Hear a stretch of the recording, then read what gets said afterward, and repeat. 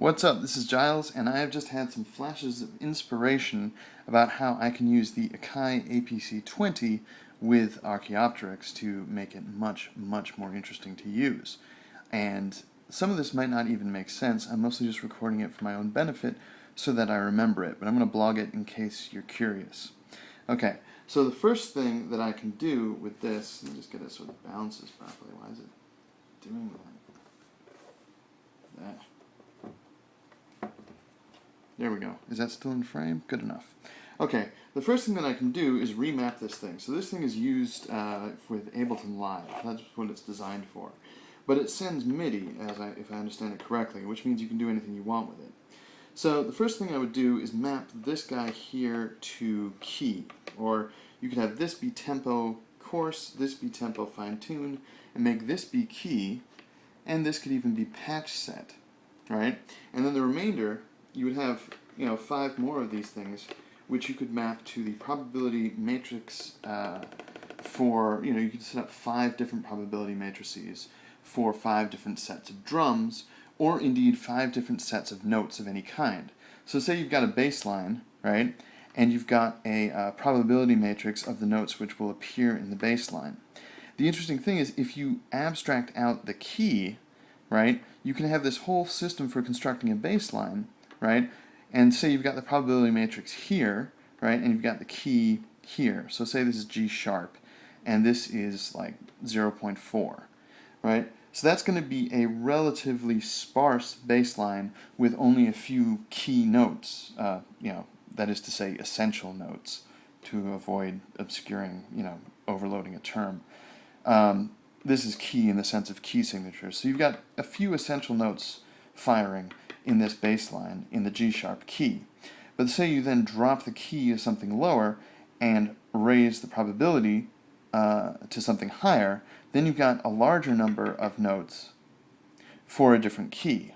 So even though you've got an essential musical similarity here, because the number of notes is different and the key is different, it's going to be experienced as a change in the music. But it will be a change in the music consonant enough with prior patterns to be musically interesting. And of course, because you can modify these values, there are all sorts of opportunities for creativity there. Now with tempo and fine-tuned tempo, this is something you often see with DJing applications, and it would basically be a question of, you do this if you plan on using it with existing records, and you don't bother if you don't. On the topic of DJing, you can map these individual buttons to play individual loops, and in fact for DJing it might actually be better to just pull particular loops out of songs and map them to these buttons, and then you can use them in a combination with all this stuff.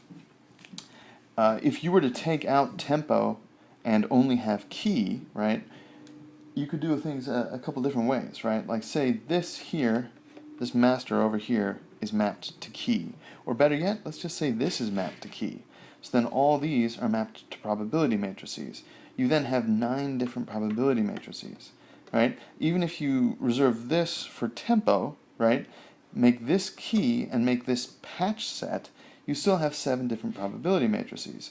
And patch set would be like, I've got, say, this actually is 0 to 127, but that would be too many to remember. So say you just divide it by 10, right? So that gives you like, 0 to 12.7. So you could say I have 13 or 14, I can't do math right now, but you have some number greater than 10 and less than 15 of patch sets, which means you have, 13 bass sounds, 13 pads, 13 leads, and 13 drum sets, right? Or actually, whatever this is here, you've got 1, 2, 3, 4, 5, 6, 7.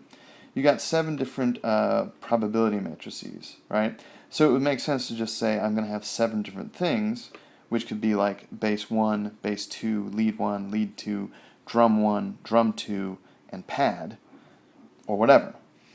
And then another thing that you could do is say you're making a tempo change or a key change.